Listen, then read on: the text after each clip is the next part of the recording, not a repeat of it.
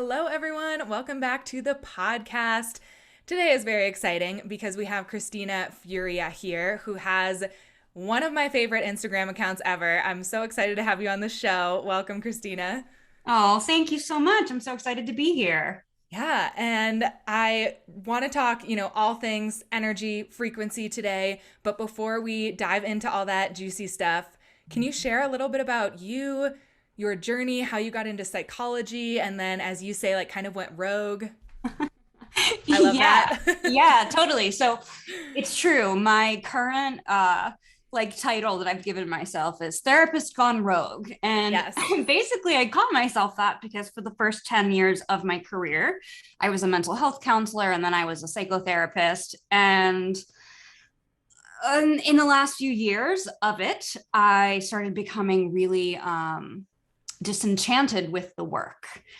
And then I had an awakening unexpectedly. And all of the sudden, literally about a month after signing a 5-year lease on a therapy practice, I just was like, you know what? I'm not a therapist anymore. I am going to do this other thing. I'm going to teach people about energy and the universe and what it means to live fully. And it was kind of like, huh? But it was also my truth. And so that was almost 3 years ago. That was January 2019. And so, yeah, here I am. That is badass. And what brought that on? Like, was it just one day you were literally just like, I'm gonna do something different? Well, I mean, in hindsight, there was so much foreshadowing because I was so miserable, like in all aspects of life, really, but particularly I had started to feel really miserable on the days I had to work. It's like, what is this about? And then because I was not getting a clue, it hit me actually all in one moment. My marriage was also not doing well at that time. And so my wife had suggested that we go to this like personal development event. Literally, the only reason I went is because it was in LA and I love Southern California, which is where I now live. And so, yeah, I attend the event and within just hours of being there, it was like I had gotten hit over the head with this truth that I didn't realize I had been like waiting to know. And it was just so powerful that it was just like, okay, yes, now I will do this. Like it just, I think I should have known so much longer before I actually found out that it was just like, okay, well, now I do know. And so I will listen, I will respond, I will change my life. And so that was, yeah, that was what happened. And were you like nervous or were you like, I have unlimited trust in myself and I know exactly what I'm going to do now, so let's do Oh my it? God, I was a mess. I mean, You I was sound not. like so confident. Thank you for actually calling me out on that because that is not the truth. I was really a mess. I was not well resourced. Like, despite being a therapist, the way many therapists, particularly in the past, were trained, we were trained really almost as if we were just floating heads. We didn't incorporate like mind, body, soul. We didn't even incorporate mind, body. And so, despite like I said, being a therapist, I did not have a good set of skills to help me. And I was really a mess. I was horrified and I was scared and I was crying. And at some point, I was just like, I can't live anymore. I mean, it was a mess. And then it wasn't because Okay. I just had to sort of get through that dark night of the soul in order to get here, which is, I think, often true for people. We have to go through the hard stuff to, get to the really good stuff. Right? I was going to say that too. It's like crazy how everyone has their own, quote unquote rock bottom or even like mini valleys that they go through before those changes happen, but it freaking sucks when you're in it. Like I've definitely had some of those in the past couple years and Yeah. I'm like, wow, is my life over? Like until you get out of it, like you said. Yeah. Yeah. Yeah. It's so real. I mean, it really is hard. And I think it's important to your point, like for people to really see that it isn't just like, oh, well, one day I transformed and then life was amazing. Like it's a journey and it requires a lot of willingness to just sift through those difficult times and to try to do the best you can to remind yourself like this is not forever because nothing is forever. And so this too will pass. This also is just like a transient experience. Mhm. Totally. And with your psychology and like what led up to this big change, you kind of said with your training, it wasn't really vibing with like what you felt like your purpose was. So, were you already kind of practicing some energy style work, like mind, body, soul with your clients previously? Or were you like, this is what I need to do and I'm going to change the game? No. So I was practicing as what we call a modern psychoanalytic therapist. So basically that work, it's like originally derived from Freud, but basically the modern part is somebody after Freud like updated it and made it a little bit less like outlandish than some of Freud's work is. So it was nothing about energy at all. The only thing that had started to change was in the 3 months prior, I had finally come across the research that, really taught us that um, there's a mind body connection as it relates to the gut in particular, that Yeah. the gut is really like in many ways the second brain. And if we're not treating it properly, we're going to, potentially really be struggling with mental health. So I had begun to incorporate that in literally just in the 3 months prior. But yeah, other than that, I wasn't thinking about energy. If anything, I was like, if something like that would have stumbled upon me, I would have kind of like shrugged at it, like, what is this BS? Like I was not at all about it. It was just one day, suddenly it was like, this makes so much sense. But prior to that, I didn't think it really made any sense at all because I didn't know enough. I just thought it was like, sort of, I mean, it's funny to say it now, but I just sort of thought it was like mumbo jumbo. Mm-hmm. Yeah, I was the same way. And honestly, it took a lot of like creeping out a little by little for me. Like you had this big like bam. For me, it was definitely like creeping like, well, I'm gonna try this. I'm gonna try that now. And I'm gonna try that other practice and just like slowly built my own evidence. But it's funny, yeah, I feel like everyone, I think, in at least in these days, is kind of stumbling in that direction, like whether it is a bam or like baby steps. So that's super, super cool. And I guess getting more into like this frequency work and your content that you post and the work that you do now, let's talk about frequency. Like, can you explain how energy and emotions play a role in the reality we create or just our lives in general? Sure. So, the sort of quick way of putting it is basically that the combination of our thoughts and our feelings dictate our frequency. So, our frequency is not a theoretical, like abstract notion. It literally refers to what is happening inside of our bodies on a cellular level. So if you get to the smallest unit inside of a cell, what you will find is energy.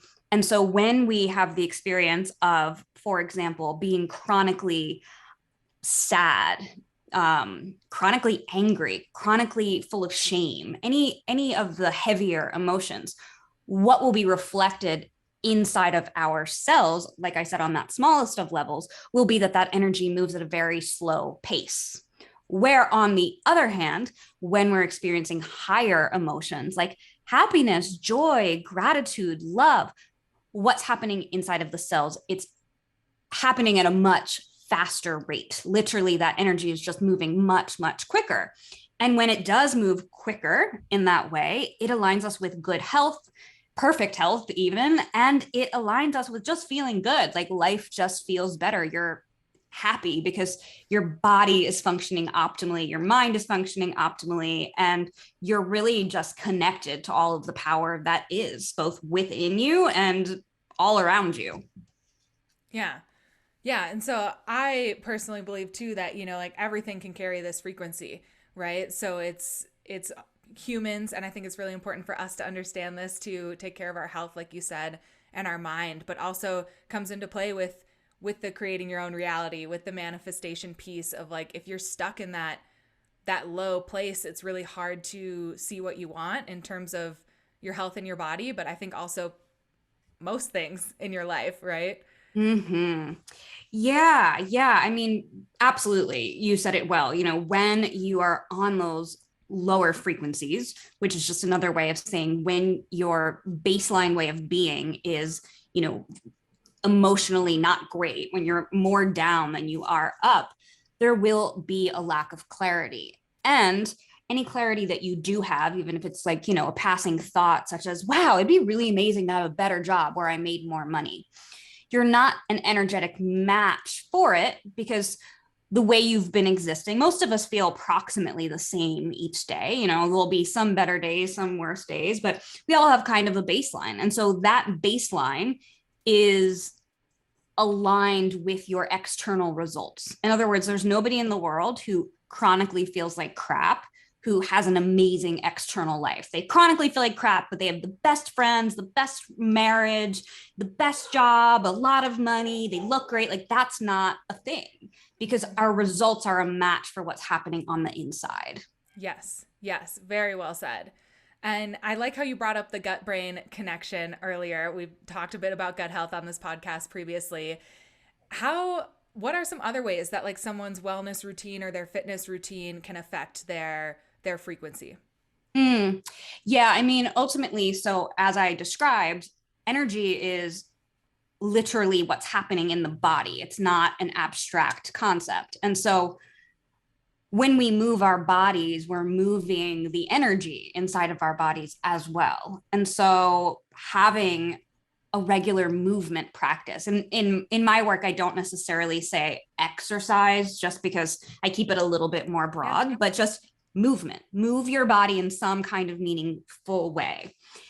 It changes your frequency. And like, particularly if you're not feeling great, if you're having a difficult moment, if you're having a difficult day, moving your body is one way to raise your frequency. It's one way to calibrate your energy onto a higher frequency. So yeah, movement of any kind. Like I often in the middle of the day just stand up and just like shake it out. I just start shaking out my arms and legs, just moving my body, you know, like kind of looks funny, but it's so helpful because that kind of letting it loose and shaking it out, to me, it almost like mirrors what's happening inside of our cells. And, you know, the other big piece for me, which honestly, this has been super transformative, I've just been realizing that breathing in an intentional way, just, and I don't even mean breath work. Breath work is amazing, but I'm not asking anybody to necessarily even sign up for that.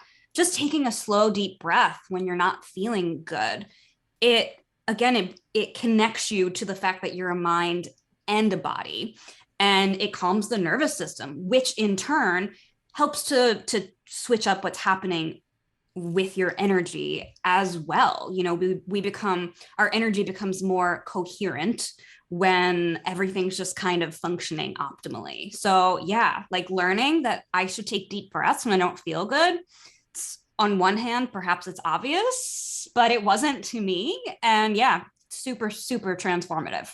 Yeah. I do both of those practices and I love them, especially like part of my end of day ritual, you know, being working from home. If anyone listening is also self employed, holding those work boundaries is tough, right? Especially in today. So, what I like to do is, you know, close my laptop, put on a good song, and just kind of like wiggle around my kitchen, or you might call it dance, but it's just whatever it is. And it's like letting my body decide how to move.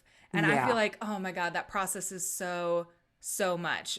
Same thing if you do go to the gym and you do a workout and you were stuck with something before. Like sometimes I get really epic ideas during a workout too, because you're like out Yeah. of that critic mind, right?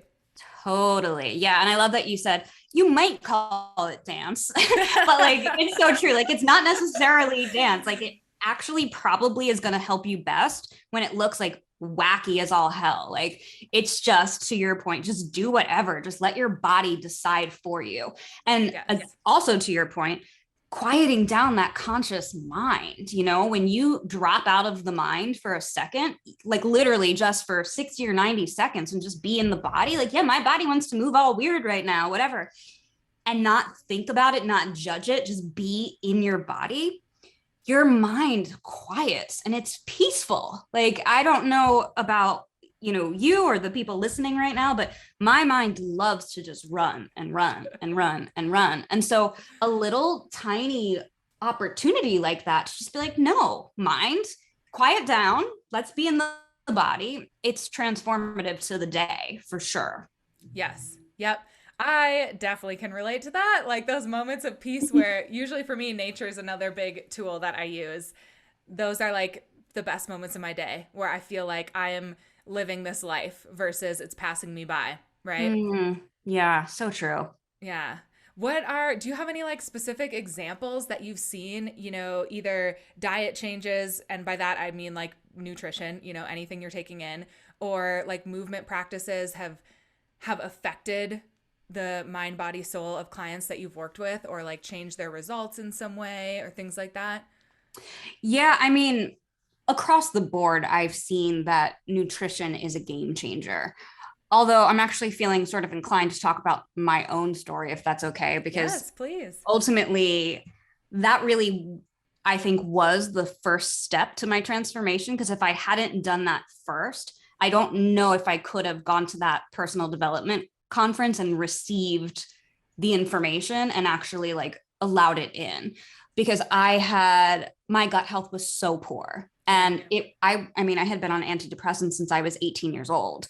And in the months since I learned about gut health and all of this, I was like, you know what? Who's to say I can't get off antidepressants? Which I'm not saying everybody needs to, but that was what I had wanted. I had been wanting it. I'm like, I'm in my 30s. I started taking these drugs when I was 18. It's a long time. Like it'd be nice to, see what life could be like without it. And I did it. I changed my nutrition in a big, big way. I dramatically reduced how much alcohol I was consuming. And I got off the meds and felt really good. I felt really, really good. And I just simply had not thought it was possible until I learned that the bacteria in my gut was probably so out of whack from like, being a child of the 90s, being on antibiotics like every 4 months. Yep. And then as an adult, because I had always been that way, I continued to take antibiotics quite a lot, didn't even know what probiotics were. And I actually believe that the main source of my like clinical depression was truly gut health. So the transformation that even before realizing about some of the more, spiritual side of my awakening, changing my nutrition, changing the way I treated my body was the first big transformation for sure. I am so happy to hear someone with your expertise say that, because I think that is talked quite a bit about in the kind of like naturopathic, even like fitness nutrition coach space, but it's not always on, the more mental health side. It's not always gut health isn't necessarily always talked about. I've worked with a wide variety of clients, and a lot of times we start with just a focus on gut health, because it can change everything. Like you said, it can change your mood, it can change how you feel about your body each day, and it can definitely reduce other, negative physical symptoms that might be going on too. So yeah, absolutely. And I mean, I think it's not talked about a lot on like the mental health side because we literally don't know. I mean, I have a master's degree in clinical and counseling psychology. Nobody bothered to mention this. And I assume they didn't bother to mention it because they also don't know. It didn't make its way over into like the mainstream psychological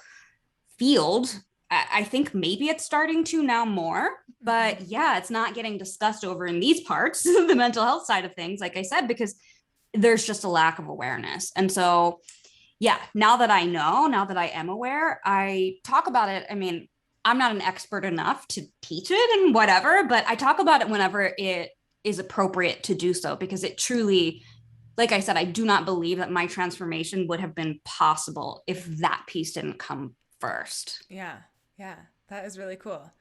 And kind of talking to you about our busy minds like we just were, and how to quiet that down a little bit, I also want to get into inner dialogue and kind of what role that plays, right? So specifically with a lot of people listening, we have physique goals, we have fitness goals, but also we want to look good naked, or whatever your goal might be.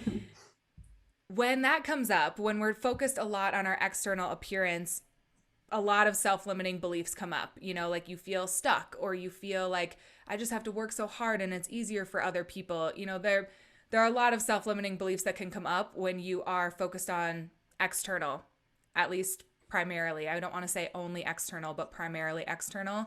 Mm-hmm. How does that internal dialogue play a role with how someone's journey might look? Yeah, I mean, to some extent, it's everything, because ultimately the thoughts that we think, as I said, thoughts and feelings really create your frequency. And so the thoughts that we think will in many ways inform how we feel. There's a back and forth communication between thoughts and feelings, feelings and thoughts. But what you're thinking will inform how you feel. And on top of that, our minds are also wired, from an evolutionary standpoint, to really slant negative. This was a way that we are wired to be, mainly because it was like a survival mechanism. I'm going to be really skeptical of everything so that I make sure I stay alive. I'm going to be really skeptical about that sound because is it somebody trying to kill me and my family, right? Like, so that existed originally for a functional reason, and obviously we still need it to a level. For most of us it's become much easier to survive, most, not all, sadly, but for most of us it is easier to ensure that we're going to have our basic safety. However, that function of our mind, of our brain, really still exists. And so we're going to just always go negative, negative, negative, negative. And so that compared with, or sort of paired with, like you were saying, just this apt to like really focus on the external. It's really a recipe for, to be dramatic about it a little bit, it's a recipe for disaster, because now you're focused on the external. Your mind is wired to look at it from a negative perspective, and then you're creating a whole feeling state as a result of that negative slanting mind. And yeah, it sort of takes you on a downward spiral, I think, really, really easily. Mm-hmm. Yeah, and that comes back to kind of what we were talking about at the beginning with the needing to match the frequency of what you want. If I have definitely seen people get really stuck in that negative mindset, in the like, everything's wrong, my body's not doing what it wants, I'm so frustrated. And that's their biggest roadblock. It's funny because like, you don't want to think you stand in your own way, but a lot of us do stand in our own way. So what would you recommend if someone is kind of in that place of like, I'm so frustrated, I'm so stuck?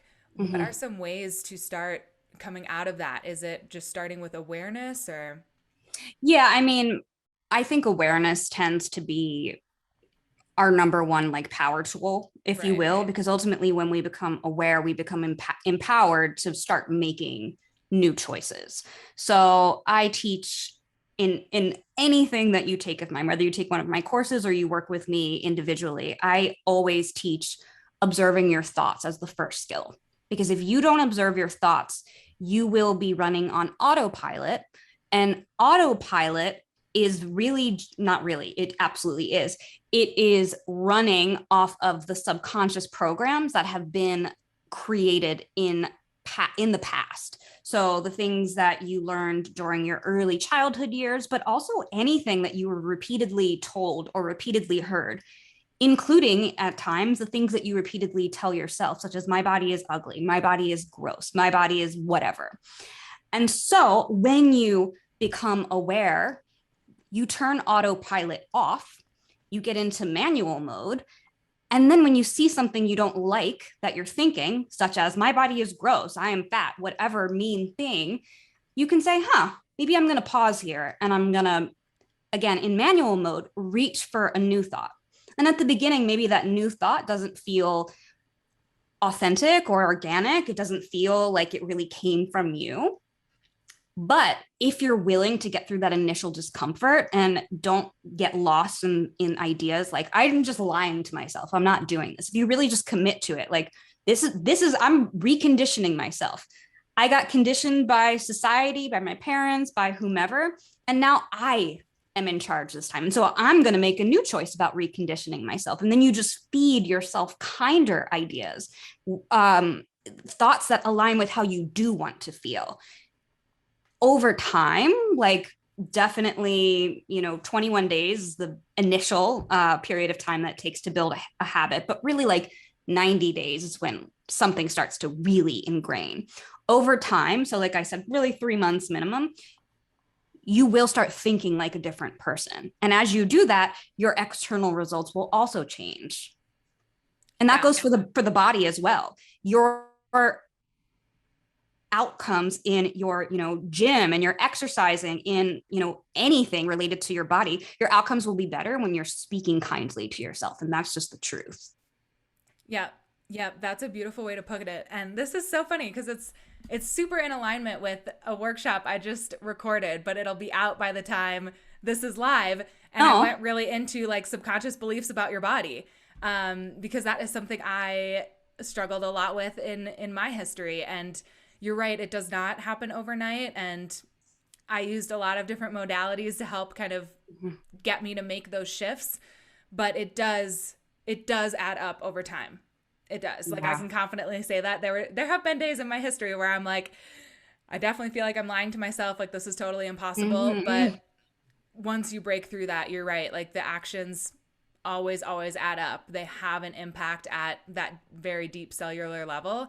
And almost if you can quick get through that little bit of resistance, you kind of feel better right away, Yeah. because nobody Yeah. wants to be walking around like they're in a fight with themselves. Like it feels Mm, terrible. So even yeah. just taking a second to be like, I don't think that's true. Like I really don't think I need to feel that way about my body, and trying to choose, it doesn't even have to be like a 0 to 100 jump.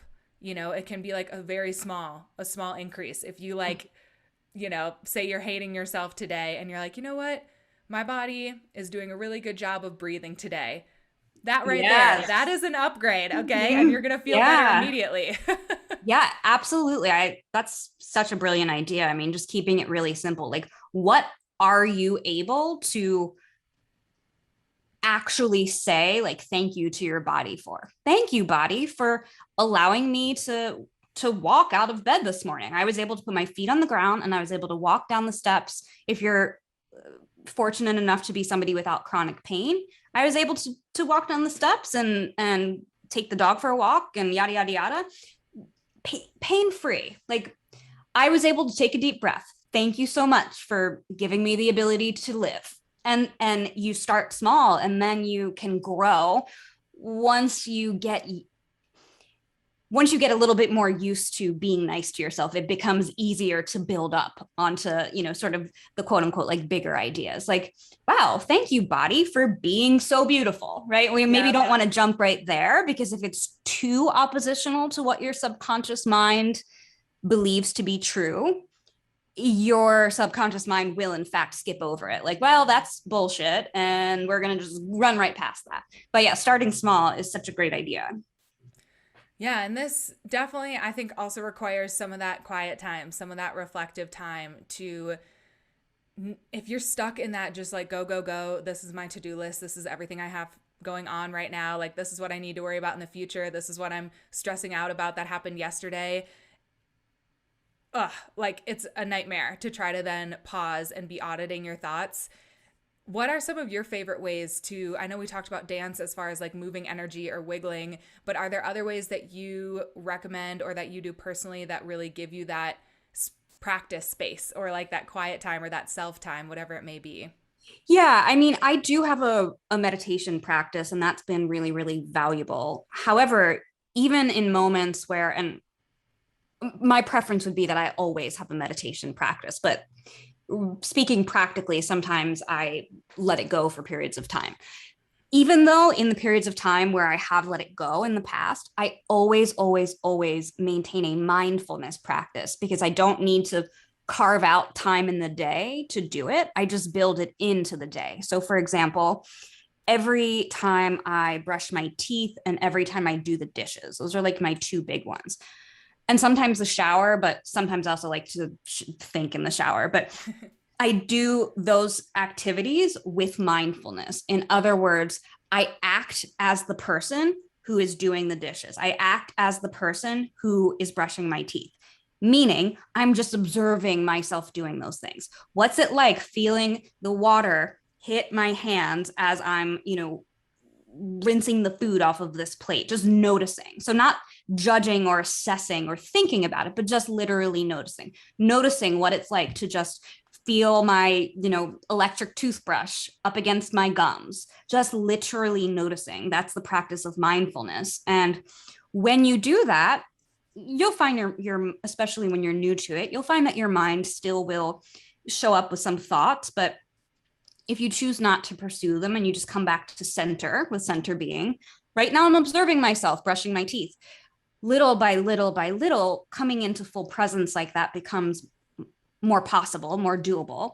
And then as that happens, your mind naturally becomes more quiet in a way that's like generalizable. In other words, even when I'm not practicing mindfulness, my mind is more quiet than it would have been 3 years ago when it wasn't even a part of my awareness. Mm-hmm.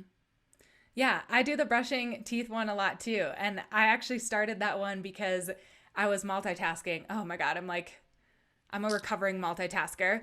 So the task that I started with to try to get to unitasking and be like, just freaking do one thing at a time, Caroline, was brushing my teeth because I realized I have an electric toothbrush too. So it like times you. It kind of takes a long time in my Yeah, impatient it's mind. 2 minutes. Yeah, it's a Yeah. while. So I can do so many things in 2 minutes, like wandering around my house. So that was like one of the first things I started with to be like, how about you just brush your teeth? Like Yeah.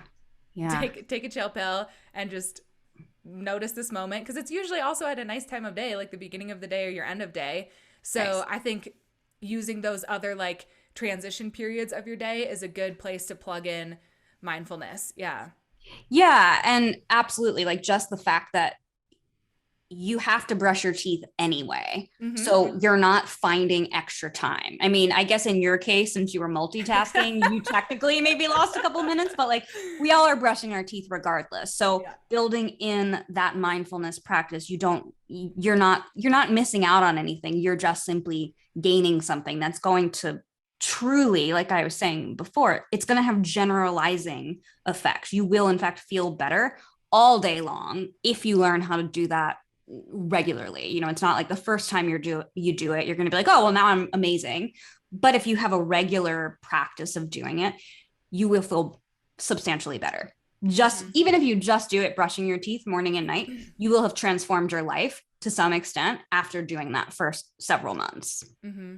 And I think that is such an important reminder.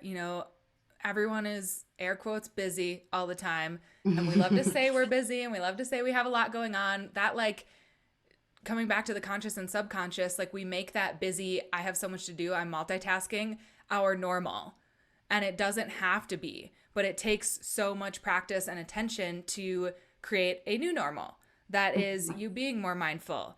Um, and I think it's such a bummer, when people say they just don't really have time to try to meditate or to try to journal or to whatever they want to do, because this should be like a priority for self care, right? Mm. Like, self care is absolutely essential. It's not like a thing that you just do as a luxury if you have time, in my experience at least.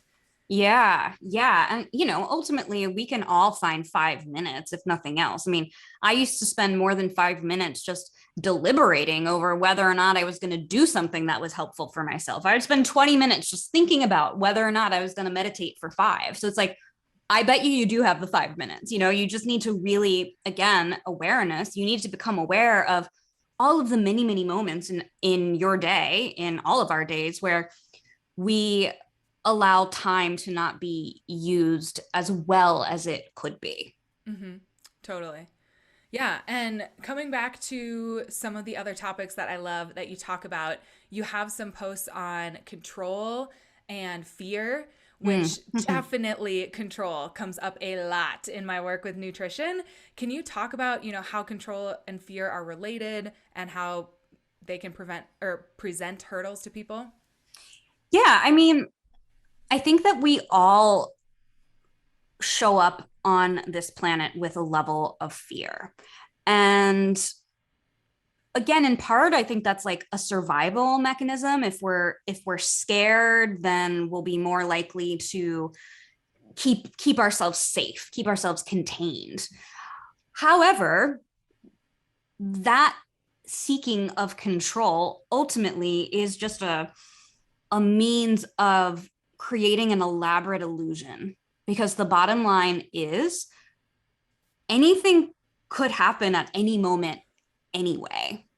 And so all of the things we do to try and keep ourselves safe, I'm sure they work to some extent, right? But ultimately the main function that they have is the function of blocking us from joy, and blocking us from the richness and fullness of life, because we're so preoccupied trying to create this insular experience, like I'm literally seeing myself like inside of a bubble right now. Like that's what we try and do until we awaken and realize that we can make another choice, that we can align ourselves with, like I said, the fullness and richness of life. Like, yeah, at the end of my life, which is hopefully far, far, far in the future, I want to lay my head on the pillow for the last time and be like, I did some things, I accomplished some things, and I had a lot of fun, and I felt good, and I took some chances, and I explored what it is to be in this human experience. Not, I stayed really safe, and I never bumped my knees, and I never got hurt, and I never was devastated because of X. Like, that's not at the end of my life the things that will matter. And well, it's a little bit grim, I guess, on one hand, to talk about the end of your life. I always find that to be like an anchor to me making the non-fear based choice. Because if I just check in with how I would feel about it at the end of my life, if I didn't do the thing, or if I did cower in my little fear bubble, and then the answer that is aligned pops right in, because it's like, no, of course you would want that experience. Of course you would want to have made that choice that's going to align you with more opportunity and more love and more richness. Mm-hmm. Not monetary richness, but richness of life. Right, right. Yeah, and I think that translates perfectly into when I see like control with nutrition. I think of myself, which I tell this story on my website, but there was a point where I was tracking my food so intensely that like I had pre-tracked a dinner at a restaurant my partner and I go to all the time, and we got there and it was like a small restaurant. They were out of the thing. And I had like a freaking meltdown, like temper tantrum, 2-year-old. It was like, looking back, I'm just like, you poor thing, that you had to be that, my grasp had to be so tight for me to feel like I could hold it together or present what I needed to present or whatever it may be. But looking back now, that was like 2+ years ago. And I have released so much control in so many areas of my life, definitely with my nutrition. And it has just opened up so much room for joy. Like, I did not get there right away. There were ups and downs. Yeah. It was a little bit of a roller coaster, but the joy that I feel now, like the peace that I have with food, with my body, from craziness 2 years ago and farther back than that, it really took that leap and trust that the net will appear, and sometimes I think that is what you have to do. I also so love that both your story and my story involve, not that much time. Like my transformation was a little less than 3 years ago. It sounds like yours was 2 to 3 years ago as well. It just speaks so much to how commitment and dedication and true willingness to step outside of your comfort zone, not like push yourself so far out of your comfort zone that you feel like you're dying inside, but like stretch yourself outside of your comfort zone. It can yield a lot of change in not that much time. 2 years is not that much time. You and me are now not just doing better personally, we've also had time to start speaking about this publicly and helping clients. I mean, yeah, it's just, I think it's important for people to really know, like, this isn't like, this uphill climb that you're going to be on forever. You can do it. And it's not like, a 10-year journey. You can do it in not that much time. Like I said, think of 3 months as being a really great starting point. Yeah. Yeah. I really like that idea. And would you say, like, when people kind of feel that control emotion or that fear emotion, because those are, I think, very strong, right? Like, when I even like say control or fear, I feel this like constricting or this like heaviness. Is that kind of like a red flag that you would consider, or like an opportunity to try to shift something or do something? Mm-hmm. Yeah, that's such a good question.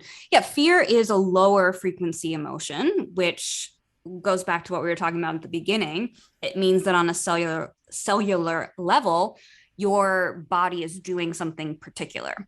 And so just simply by moving your body, by coming out of your mind, if you can, as you either move your body or take some nice, slow, deep breaths in through the nose, out slowly through the mouth, is a great technique. It kicks the nervous system out of fight or flight. in my opinion, as easily as possible. These are simple tools that are available to you in any moment, even if you're in public. I mean, I can't tell you how many times I've like shook and breathed and, done some like somewhat weird things inside a public restroom because I just need a minute. I just literally need 60 to 90 seconds to come out of that fear control frequency that I had very, very well memorized. So it's not even necessarily always like a mental process. Actually, the best thing you can do in those moments, in my opinion, is to get your conscious mind, your thinking mind, to just simmer down, to just quiet down. And so doing that by coming into the body is a really amazing tool because it doesn't require any really mindset training. You just drop into the body. Mm-hmm. Mm-hmm. That's a really good reminder. Like that goes one of the, I don't know if this is a quote someone said or what, but like you are your own healer. Like you are your own best healer, your own guru, your own best teacher, whatever you want to say. Yeah. Because people, I think a lot of times, which kind of comes back to that fear and control, there's a lot of that like reaching. Like I need this other thing. I need to start this whatever or take this magic pill or whatever it may be. But remembering that, we have a lot of tools already. And obviously, it's a wonderful thing to ask for help. Everyone should ask for help when they need it, when they need that extra guide. But remembering that you still have a lot of power yourself to do a lot of these things. Yeah, we have a lot of tools at our disposal. And I think the main way that oftentimes we do need people, I mean, we need people for all kinds of reasons, yes. But oftentimes as it relates to this in particular, it's just somebody pointing out some really basic stuff that you then have kind of in the toolbox that you just simply have to remember to use in the right moments. Because for me, for years, I didn't have a toolbox. Like my toolbox, either it just wasn't there or it was totally empty. Like I said, despite being a therapist, I just didn't have a toolbox. I just was really well trained in analyzing my thoughts, analyzing the thoughts of my clients. But having a set of tools, as soon as I got them, it was like, okay, just remember to use them. And then I started remembering to use them. I started creating visual cues in my environment, even setting reminders on my phone, just again, to help me remember to use the tools. And as soon as I did that, everything started to change because the tools are helpful. They're actually valuable for, they're there for a reason. And so, yeah, just that stuff in and of itself, like you said, it's all you. You're your own healer in so many ways. Mm-hmm.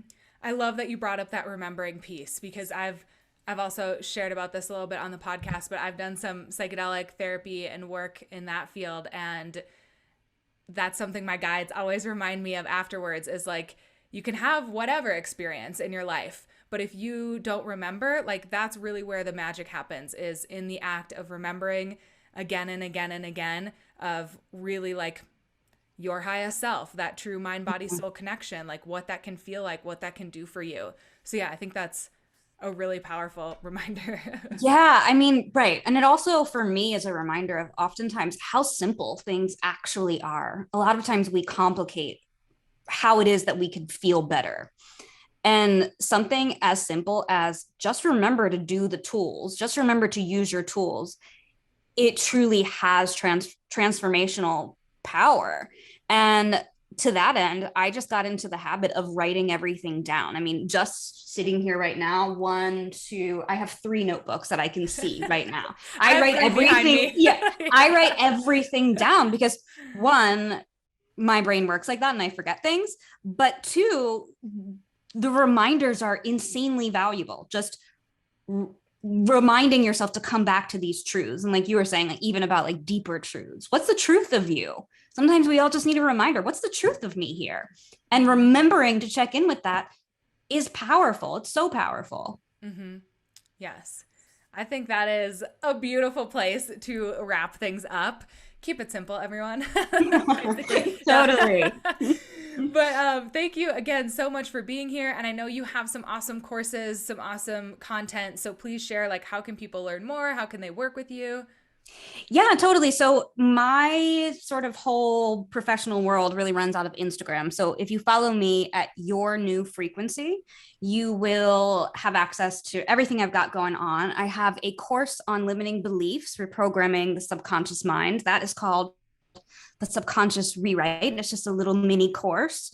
I also have a course on emotional mastery, really just teaching people, again, the tools required to manage emotions and work through them in a way that's not skipping anything, but also not getting stuck there. And then I also have, lastly, my signature program, which is a 16-week program that takes you through a full process of transformation from the inside out. So really changing the inner world so that you can start seeing new results in the outer world. So that's called the Quantum Creator.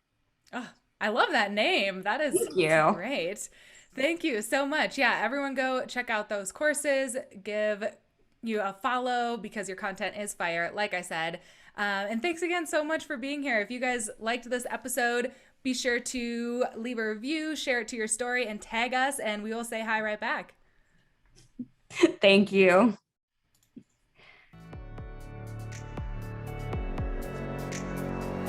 Do you feel energized and refreshed now?